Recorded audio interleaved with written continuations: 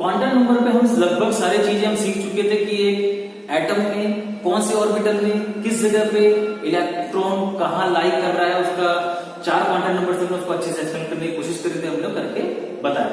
आज हम उससे एक स्टेप आगे बढ़ेंगे। आज हम कंप्लीटली फिलिंग करना स्टार्ट कर देंगे ऑर्बिटल्स में। तो जैसे मैंने क्वांटम नंबर वाले में बताया था, पहले उनको मैं यहाँ पे लिख देता हूँ। तो जो हमने क्वांटम नंबर में स्टार्टिंग करी थी वो हमने करी थी एस ब्लॉक से। यहाँ पर मैं कर देता हूँ। तो जो सबसे पहला ये था हमारे पास, सपोज जो एस ऑर्बिटल जो है हमारे पास, आप ऑर्बिटल को स्क्वायर से भी बना सकते हैं और सर्कल से भी बना सकते हैं, डजंट मैटर। तो एस ऑर्बिटल एक बॉक्स, जो पी का है उसको फिर हमने कितने बॉक्स में डिवाइड किया, 3 ऑर्बिटल में। इसको मैं पी लिख देता हूँ और अच्छे से मैंने बोला तो पी एक्स लिखिए, पी वाई और ये पी जेड, ठीक है, ये ऑर्बिटल्स हैं। अगर मैं डी की बात कर रहा हूं तो डी में हमारे कितने थे, 5 ऑर्बिटल्स थे, ठीक है। तो यहां पर मैं इसको डी लिख रहा हूं, ठीक है, डी ऑर्बिटल। अगर आपका D X Y, D Y Z, D Z X, D X square minus Y square और डी जेड स्क्वायर। इसी तरीके से अगर मैं बात करूं एफ की, ठीक है,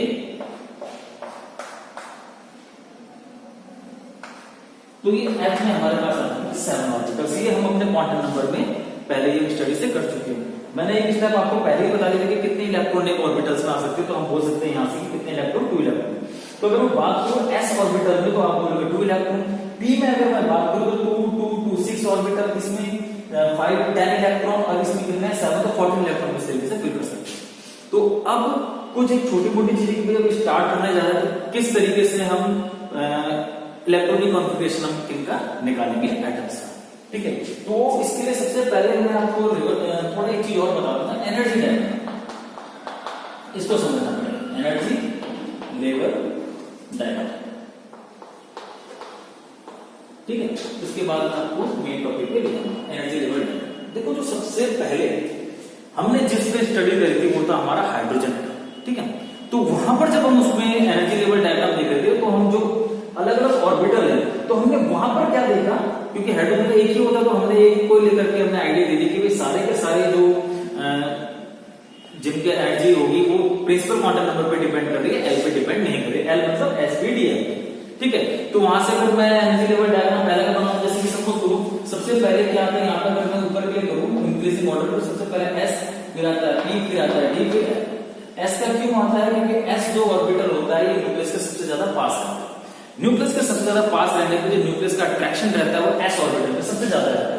तो वहां पर ये क्या होते हैं, जो एस ऑर्बिटल के इलेक्ट्रॉन है वो टाइटली बाउंड रहेंगे, तो इसलिए उनकी एक्साइटेड इलेक्ट्रॉन मतलब एनर्जी ज्यादा नहीं होगी। जो जितने ज्यादा दूर वो ज्यादा वाइब्रेट होते रहते हैं तो उनकी एनर्जी ज्यादा रहती है। यहाँ से कॉन्सेप्ट निकाल लेते हैं कि भाई ये इनका इंक्रीजिंग ऑर्डर है, एस न्यूक्लियस के ज्यादा पास है तो अट्रैक्शन ज्यादा है, कम एनर्जी से ज्यादा एनर्जी से ज्यादा एनर्जी से ज्यादा, ठीक है। तो जो हमारा स्टार्टिंग वाला था उसमें हमने कहा था कि जो एस में जितने भी होंगे, एक एस में कितने आ सकते हैं, अगर मैं यहाँ पर बात करूं एसपीडीएल की, तो सपोज करो पी में 1 के अगर मैं बात करूं तो 1 इसका सिर्फ एक ही आएगा, ठीक है। यहाँ पर अगर पी की बात करूं तो एसपी आ रहा है, पी भी आ जा रहा है, सर्किल बना बॉक्स। डी में अगर बात करूं एसपी आ रहा है, पी भी आ रहा है और डी भी आ रहा है, ठीक है। ये एस पी डी, और एफ में क्या है, एस पी डी और ये एफ। ये 1 2 3 4 मैं क्या ले रहा हूँ कि first cell, second cell, third cell, fourth cell. Starting में जो हमने कहा आपको पहले बताया, हाइड्रोजन लेकर हमने डिसाइड करा कि 1 सिर्फ डिपेंड कर रहा है, only depend upon the principal quantum number पे डिपेंड कर रही है बात, प्रिंसिपल क्वांटम नंबर मतलब किस पे, एन पे। तो जिस एन पे जितने भी ऑर्बिटल होंगे उनकी एनर्जी सेम होगी। लेकिन जब हमने बाद में मल्टी इलेक्ट्रॉन एटम पे ये चीज करके देख ली तो ये बिल्कुल गलत निकला कि सिर्फ एक ही में प्रिंसिपल क्वांटम नंबर पे उनकी एनर्जी डिपेंड है। तो वहां से हमने क्या देखा कि जो एनर्जी है, जो एक्चुअल जो है, जो अब हम जो पढ़ रहे हैं तो ये है, तो जो एनर्जी डिपेंड कर रही है, एनर्जी डिपेंड बोथ किस किस में, N as well as L. मतलब पहले हम कह रहे थे प्रिंसिपल क्वांटम नंबर पे उसकी एनर्जी डिपेंड कर रही है, लेकिन ये मल्टी इलेक्ट्रॉन एटम के जब हमने इसको देखा तो हमने क्या देखा कि एल पे भी कहीं ना कहीं उसकी एनर्जी डिपेंड कर रही है, ठीक है। तो यहां तक हमने देख लिया कि एनर्जी लेवल डायग्राम में करेक्टली क्या है ये मैं आपको आगे बताता हूं। अब हम पढ़ने जा रहे हैं नेक्स्ट टॉपिक जिसका नाम है इलेक्ट्रॉनिक कॉन्फ़िगरेशन, जो मेरा आज का टॉपिक है। क्या है वो, इलेक्ट्रॉनिक कॉन्फ़िगरेशन। इस टॉपिक को कंप्लीट करने के बाद हम कंप्लीटली बता सकते हैं कि तुमको किसी भी एटम पे इलेक्ट्रॉन भरने के लिए पूछा जाए तो मैं जब ये चीज क्लियर कर दूं तो आसानी से उसमें इलेक्ट्रॉन भर दूं। तो सबसे पहले स्टार्ट करते हैं इसके इलेक्ट्रॉनिक कॉन्फ़िगरेशन से, ठीक है। यहां सबसे पहले है हमारा अबोव प्रिंसिपल, तो मैं उसका पहले फ्लो बना देता हूं, उसका चार्ट बनाता हूं किस तरीके से, ठीक है। तो अब हम ये जान चुके हैं यहां से कि एनर्जी लेवल डायग्राम में जो पहले बात होती थी वो सिर्फ डिपेंड कर रही थी N principal quantum number does not depend upon the L. बाद में हमने मल्टी इलेक्ट्रॉन पे ये भी देख लिया कि भाई वो एन की बात एल पे भी डिपेंड करे। जब हमने यहां देख लिया तो देखो इसी के बाद हम इलेक्ट्रॉनिक कॉन्फ़िगरेशन करते हैं। यहां पे फिलिंग करने के बाद 3 रूल आते हैं। सबसे पहला रूल आता है हमके अबोव प्रिंसिपल, इसको क्लियर करते हैं। अबोव प्रिंसिपल, अबोव एक जर्मन वर्ड है जिसका मतलब होता है बिल्डिंग अप, ठीक है, मतलब पहले लोअर टू हायर।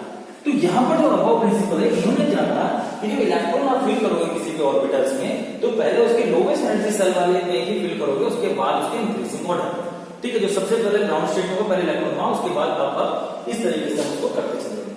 अब आप एक चीज यहाँ देखो, उन्होंने अपने ये पैटर्न दिया है कि आप किस तरीके से इलेक्ट्रॉन फिल करोगे, पहले 1s पे फिर 2s पे। ये बात यहाँ पे देखो, पहले 1s पे 2s और 2p दोनों के दोनों यहाँ पे 2p यहाँ पर s भी आ गया p भी आ गया, है ना। 2 वाले में अच्छा इसको हटा देना, इसको देखो 2 पे sp pp आ जाएगा। तो कह रहे हैं कि दोनों पहले वाले में दोनों की एनर्जी बराबर होती है, तो यहाँ पर देख सकते हैं यहाँ तक सही चल रहा है। फिर आता है 3 की बात है तो spd आ गया, तो 3s आ गया 3p आ गया। लेकिन आप एक चीज यहाँ पर नोटिस करो, 4s पहले आ जाएगा 3d से आ रहा है ना। तो ये वही बात है जब ऊपर क्लियर हो चुकी है कि वैल्यू एल पे भी डिपेंड करेगी, एन पे डिपेंड नहीं करती। तो यहां से कंफ्यूज नहीं होना कि ये जो बात है ये पहले चलती थी, ये पहले था, अब वो कह रहा है कि एल पे भी डिपेंड करेगी। जो मॉडल जो हम ये इलेक्ट्रॉनिक कॉन्फ़िगरेशन था तो बात यहाँ पर आ गई। इस बात को कंफर्म कैसे किया गया, तो हमारे पास एक आता है n प्लस एल, ठीक है। तो उसको समझना बहुत जरूरी है।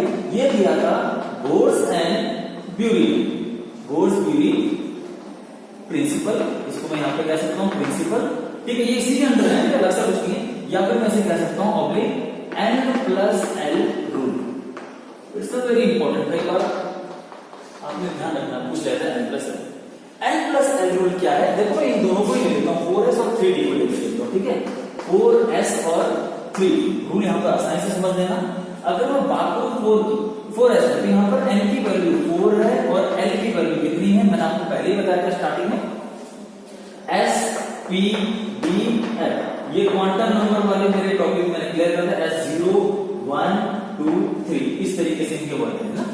जो आपका ऑर्बिटल वाले सबसेल वाले का तो s जब आ जाता है आपको, तो l के लिए s की वैल्यू l 0, ठीक है, p के लिए 1। तो यहाँ पर मैं अगर बात करूं s तो 0, तो इसका जो सम आ जाएगा मेरे पास n प्लस l, तो ये कितना आ जाएगा 4 प्लस 0 मतलब कि 4, क्लियर है। 3d की अगर मैं बात करूं तो यहाँ पर n की वैल्यू 3 हो जाएगी, क्योंकि मैंने आपको पहले ही बताया था कि जो आगे वाला वर्ड होता है ये प्रिंसिपल क्वांटम नंबर को डिनोट करता है, ये एजिमुथल क्वांटम नंबर सबसे लेकर। तो यहाँ पर अगर मैं बात करूं l की वैल्यू, तो आप देखो d में कितना आ रहा है 2 आ रहा है। अगर मैं दोनों का सम निकालूं n प्लस l रूल से, तो ये आ जाएगा मेरे पास 3 प्लस 2, ये आ जाएगा 5। आपने देखा, तो according to Bohr's and Bury और n प्लस l रूल, जो इलेक्ट्रॉन जो पहले फिल होगा कौन सा ऑर्बिटल में फिल होगा, जिसका n प्लस l क्या हो लोएस्ट हो, तो जिसका कम है तो 4 है, तो इलेक्ट्रॉन पहले यहां फिल होगा बजाय इसके। यही कारण है कि 4s में पहले इलेक्ट्रॉन जाएगा बजाय 3d के, क्लियर हो। क्यों 4s में पहले फिल जाएगा n प्लस l, क्लियर है। तो यहां से ये पैटर्न आ जाता है आपके पास। इस तरीके से आपको इसे भी देख लो तो आपको याद है। अगर आप इसे याद नहीं करते तो सबसे बढ़िया तरीका है अबोव प्रिंसिपल, ठीक है। आपको ये तो पता होना चाहिए, ये सीरीज याद करने की जरूरत नहीं। आप देखिए आप कैसे बनाएंगे, जब भी एग्जाम में आए कहीं भी आपने ये पेपर में बनाना है। किस तरीके से देखो, आप 1s 2s 3s 4s इस तरीके से एक छोड़ने के बाद यहाँ पर s के बाद आता है p, तो 2p 3p, ठीक है। इस तरीके से हम बनाते चले जाएंगे। फिर यहाँ पर इसका ये वाला भी छोड़ देना, यहाँ से शुरू करना है p के बाद 3d, फिर आ जाएगा इसके बाद 4d। इस तरीके से भी पैटर्न बनाते हैं। मैं आपको बता दूं इसको कैसे हम अप्लाई करेंगे अबोव प्रिंसिपल को याद करने के लिए, किस तरीके से। तो ये हमने अबोव प्रिंसिपल को मैंने बना दिया। तो देखो अब इस ट्रिक से आप कैसे निकालोगे, आपने ये बना देना है। मैंने एक लाइन में 1s लिख दिया, फिर इसके सामने मेरा 2p, इसको छोड़ के 3d, इसको छोड़ के 4p आपने बना दिया। अब इलेक्ट्रॉन फिलिंग के लिए सबसे पहले आपने एरो देखो, मेरा पहले 1s पे आएगा, फिर जाएगा, फिर दोबारा इलेक्ट्रॉन 2s पे, इस तरीके से एरो देखो, फिर 2p 3s, फिर आएगा 4p और 4s पे, फिर 3d में भरेंगे इलेक्ट्रॉन, फिर 4p में, फिर 5s पे, फिर 4d में भरेंगे 5p और 6s पे, फिर 4f पे भरेंगे 5d 6p और 7s पे, और फिर इसके बाद 5f 6d 7p और 8s। इस तरीके से आप इलेक्ट्रॉन की फिलिंग करेंगे। अब आप देख लो ये पैटर्न आपको याद होना, आपने इसको कहीं पे भी बना सकते हैं, कहीं पे टेस्ट किसी भी कॉपी पेज में बना करके तुरंत आप ये वाला पैटर्न करो। अब आप देखो 1s, फिर आ रहा है 2s, फिर 2p 3s, फिर देखो 2p 3p 4s, देखो आ गया 3p 4s, फिर इसके बाद 3d 4p 5s, 3d 4p 5s। या तो आप इसे याद कर लो, सबसे बढ़िया तरीका रहता है अबव पैटर्न। आप एक पैटर्न कहीं पे भी 2 मिनट में बन जाता है, और इसको याद करने से बढ़िया पैटर्न आप चाहे कितने भी इलेक्ट्रॉन आपको फिल करने हैं ऑर्बिटल्स में, बहुत आसानी से पैटर्न हो जाता है। ठीक है, तो ये चीज तो हमें क्लियर हो गई अब प्रिंसिपल से कि कौन सी ऑर्बिटल में इलेक्ट्रॉन फिल पहले होंगे। अब दूसरा जो आता है हमारे पास, वो आता है हमारे पास पॉलीज एक्सक्लूजन।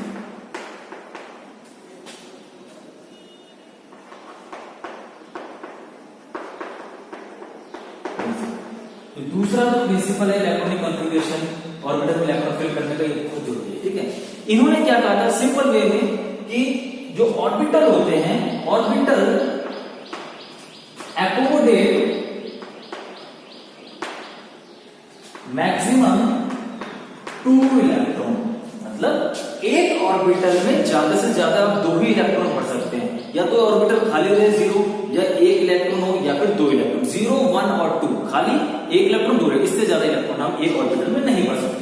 जैसे मैंने आपको यहाँ पहले बताया था क्वांटम नंबर में, s पे सिर्फ 2 इलेक्ट्रॉन, यहाँ पर एक बॉक्स में एक ऑर्बिटल में 2 इलेक्ट्रॉन 2 इलेक्ट्रॉन 2 इलेक्ट्रॉन। क्लियर है? यहाँ पर अगर मैं बात करूं तो 2 2, मतलब पॉलीज एक्सक्लूजन प्रिंसिपल हमें सिर्फ ये बताता है कि आप एक ऑर्बिटल में सिर्फ 2 ही इलेक्ट्रॉन फिल कर सकते हैं। यहाँ से ये बात क्लियर होगी। ठीक है, तो यहाँ पर मैंने आपको बता दिया ऑपोजिट स्पिन तो होंगे, अगर सिंगल है तो खाली रहने दो, या तो 1 इलेक्ट्रॉन, और अगर 2 है तो दोनों के अपोजिट स्पिन।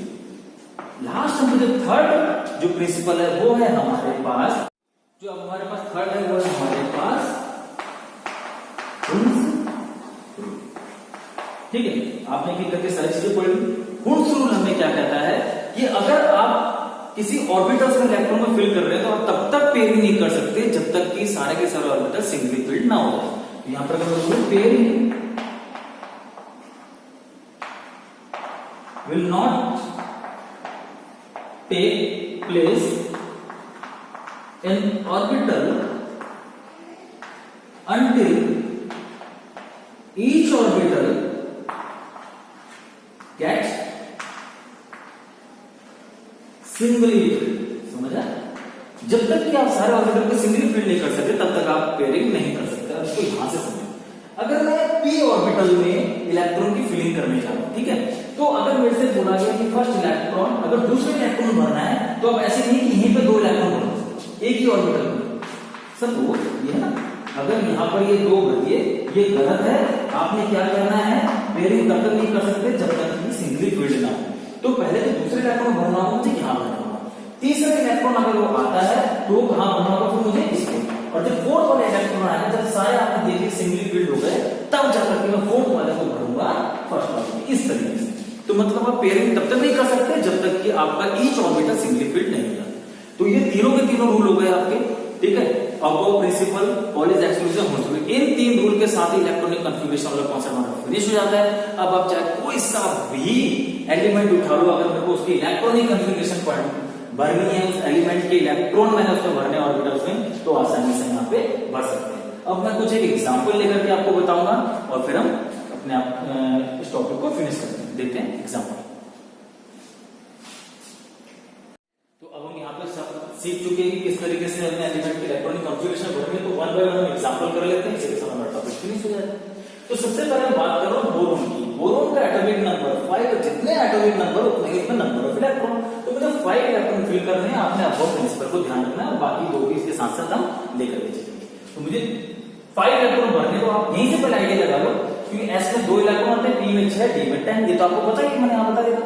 तो अगर मैं 5 इलेक्ट्रॉन भरने पहले यहीं से ट्राई ले लो, 2 और 2 4 और 1 5, तो मतलब 1s 2s और 2p सिर्फ यही 3 हमारे पास G2 है। तो मैं यहाँ पे क्या लिख सकता हूँ, देखो ये आपने बना दिए,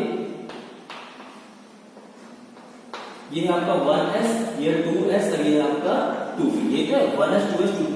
तो मेरे को 5 करने से पहले 1 एक ऑर्बिटल यहाँ लगा 1 2 इसमें भी 2 आएंगे 3 4 अब इस 3 में देखो 5। इस तरीके से हमने इलेक्ट्रॉन फिल कर दिया, ठीक है। या आप इसको इस तरीके से देखो 1s2 2s2 2p1, ठीक है।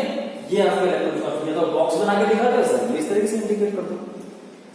7 इलेक्ट्रॉन मुझे भरने हैं, तो कहां कैसे जाऊंगा आप बीसी ध्यान लो। आप यहाँ पे अगर भरोगे तो देखो 5 के यहीं आ गए, इसी को ले लेते हैं। अगर बॉक्स वाला बना ये 1s का बन जाएगा 2s का, ये 2p के 3 बन जाएंगे। तो जब यहाँ पे देखो 2 ये 4 इलेक्ट्रॉन है 5 6 7 मैं पहले में 2 नहीं भर दूंगा, क्यों? क्योंकि जो पॉलिश ने बोला था पहले आप सिंगली फिल करोगे, सॉरी होंठ में, तब जाकर के आप पेयरिंग करोगे। तो मैंने तो पहले सिंगली फिल किया, किसी में 2 डाल दो, तो इस तरीके से 7 रहोगे।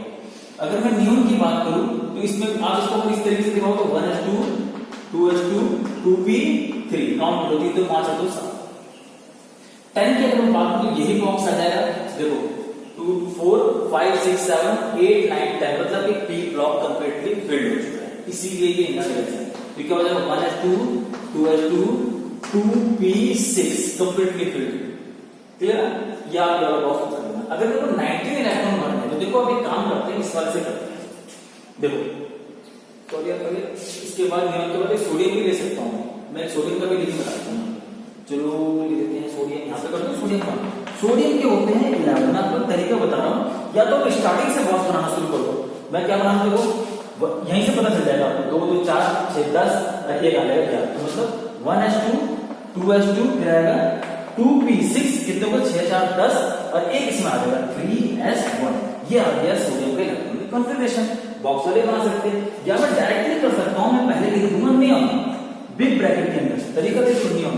तो आपने ऑलरेडी 10 का कर दिया, तो बस आप 10 का लिखने की जरूरत नहीं, अब सिर्फ आप आगे क्या लिखोगे 3s1। समझ आया? ये मैं सोडियम का स्पेशल इसलिए बता रहा हूं, दोनों ही तरीके करेक्ट है। आप चाहे इस तरीके से लिखो या कंप्लीटली इसको बता। बात करते हैं पोजीशन की 19 की, तो मैं 19 के लिए काम करता हूँ, ये देखिए 2 2 4 6 4 10 11 12 और 6 18। तो 18 आगे तक मैं लिखना चाह रहा हूं और इसके बाद आ जाएगा 4s। तो मैं यहाँ पर एक चीज दिखा सकता हूँ, या तो मैं ऐसे करके लिख दूं आ रहा है, आप समझ के 18 क्लियर हो गया। 18 के बाद आ रहा है 4s। अगर आपने कंप्लीट करना है 1s2 2s2 2p6 3s2 3p6 4s1 clear हो गया। आप काउंट करके देख लो 19 कंप्लीट हो गया। कैल्शियम का भी कुछ इसी तरीके से होगा, ये आ जाएगा आपके पास आर्गन बिग ब्रैकेट और 4s2, क्योंकि s में 2 इलेक्ट्रॉन आ सकते हैं। 19 के लिए आ गए 20 के लिए। यहाँ तक कोई दिक्कत मुझे नहीं लग रहा कि आप अब चाहे मैं कोई सभी इलेक्ट्रॉनिक नंबर में आपको सपोज अगर नेम दे रहा हूं मैं जेड इलेक्ट्रॉनिक नंबर आपको बता देता हूँ, तो नंबर ऑफ इलेक्ट्रॉन आप उसमें आसानी से भर सकते हैं। ये बढ़ते चला जाएगा 150 110 तक इलेक्ट्रॉन आप आसानी से यहाँ से भर सकते हैं ना। क्रोमियम की अगर बात करें तो 24 इलेक्ट्रॉन है ना, तो इसको यहाँ पे क्लियर करता हूँ 1s2 2s2 2p6 3s2 4p6। तो यहाँ तक 18 19 20 इलेक्ट्रॉन यहाँ तक हो गए हैं। इसके बाद आएगा 3d 20 के बाद 3d में कितने आ जाएंगे 4 इलेक्ट्रॉन आ जाएंगे ना। तो मैं एक काम करके देखता हूँ, मैं इसमें से बना लेता हूँ 1s2 2s2 2p6 2p6 के बाद चलते रहो 3s2 3p6 4s2। इसके बाद आ जाएगा 3d 2 2 4 से 10 10 10 20 और 3d 4। ये आ गया आपके पास 24 होगा ना। तो अब जब मैं लास्ट वाले का बना रहा था तो ये बनाया मैंने 4s का और ये बनाया मैंने d का। ये लो, तो इसमें तो 2 इलेक्ट्रॉन है ना 4s में, और ये है मेरा 3d, इसमें 4 है 1 2 3 4 इंपॉर्टेंट। ये अब यहां से मैंने ये 2 एग्जांपल क्यों लिए हैं, क्योंकि इन 2 में इसके अलावा भी एक आध बीच में आकर के थोड़ा इरेगुलरिटीज आ जाती है। वो क्यों आती है, just because of the half field and completely filled orbital. थोड़ा सा आपको समझना पड़ेगा। देखो जो भी हाफ फील्ड मतलब एक जैसे कि ये हाफ फील्ड एक इलेक्ट्रॉन मान लो, जैसे कि इसमें देखो हाफ फील्ड और कंप्लीटली फील्ड है, तो कंप्लीटली फील्ड उसमें सारे के सारे इलेक्ट्रॉन भरेंगे। ये देखो 2p हाफ फील्ड है एक इलेक्ट्रॉन है, या फिर इसमें कंप्लीटली फील्ड होते डी वाले पूरे के पूरे भरते कंप्लीटली फील्ड। ये तो इलेक्ट्रॉन की जो एनर्जी होती है बहुत कम होती है, लोएस्ट एनर्जी होती है। एनर्जी कम होने के कारण ही ये अपने आप को एक्स्ट्रा स्टेबल, इनकी स्टेबिलिटी बढ़ जाती है। एनर्जी कम स्टेबिलिटी ज्यादा, इसीलिए हम प्रेफर करते हैं हाफ फील्ड इलेक्ट्रॉन। और मुझे इलेक्ट्रॉनिक कॉन्फिगरेशन ऐसे भरना है कि उनमें क्या हो, इलेक्ट्रॉनिक एनर्जी कम हो, कम होने के बाद उनकी स्टेबिलिटी ज्यादा हो तो वो मेरे को इस वाले केस में कम मिलेगी। जब मैं ये वाला अगर पैटर्न हो तो गलत, जब मैं क्या करूंगा इस इलेक्ट्रॉन को यहां ना भर करके कहां भर दूंगा, यहां, तो जो उसका एक्चुअल जो आएगा वो आएगा 4s1 3d5 लास्ट। समझ आया? क्यों? Just because the half field completely filled orbital have lower energy and have extra stability. Clear है? ये वाला यूनिट कैसे 29 की अगर मैं बात करूं तो देखो 24 तक तो अब यहीं चले जाओ ना 3D में, आगे 3D में इसी में क्या कितने इलेक्ट्रॉन आ सकते हैं 5 आ गए 24, इसके 25 26 27 28 और 29 यहां पर आ गया कंप्लीट आ जाएगा ना 29। अब देखो मैं इसी को करके देखता हूं, लास्ट टाइम करके बताता हूं। ये है आपका, ये आ गया आपको 29 वाले का कॉलम, ये रहा 4s और ये रहा इसका 3d। जब आप इसको करोगे तो फिर किस तरीके से होगा, अगर मैं यहाँ पर 29 वाले इलेक्ट्रॉन को यहाँ पे फील्ड मैंने बढ़ दिया है, अब आप यहाँ पर से इसको काउंट करके देख लो कितने हो गए 2, यहाँ तक कितने हो 2 2 4 5 6 4 10 और यहाँ तक हो गए इसके 20 20 तक यहाँ तक हो गए। अब 9 बढ़ने हैं तो देखो 20 21 22 23 24 25 26 27 28 29 इलेक्ट्रॉन यहाँ पे फिल कर दिया। यहाँ पर ये दो एक्सेप्शनल केसेस में अलग से बता रहा हूं। जैसे ही मैंने यहाँ पर देखा कि एक इलेक्ट्रॉन यहाँ पर जरूरत पड़ सकती है हाफ फिल बैठे, तो ये इलेक्ट्रॉन यहाँ से जंप करके यहाँ जाता है। इसी तरीके से अगर ये वाले अगर मैं देखूं तो कंप्लीटली फिल्ड से एक इलेक्ट्रॉन और मिल जाता है तो 3D अपने आप को क्या कर लेगा, स्टेबल कर लेगा। तो ये इस केस में क्या होगा, इलेक्ट्रॉन यहाँ से जंप करके यहाँ आ जाएगा। तो जो सही तरीका होगा मैं क्या करूंगा 4s में सिर्फ एक इलेक्ट्रॉन और यहाँ पर क्या हो जाएगा ये कंप्लीटली फिल्ड, दो हर किसी में क्या आ जाएंगे 2 इलेक्ट्रॉन आ जाएंगे। क्यों? Because of the completely filled orbital have a more stability less energy. तो इसका करेक्ट तरीका ये होगा, यहां तक आपने ये लिखना 3d6 उसके बाद 4s1 3d10।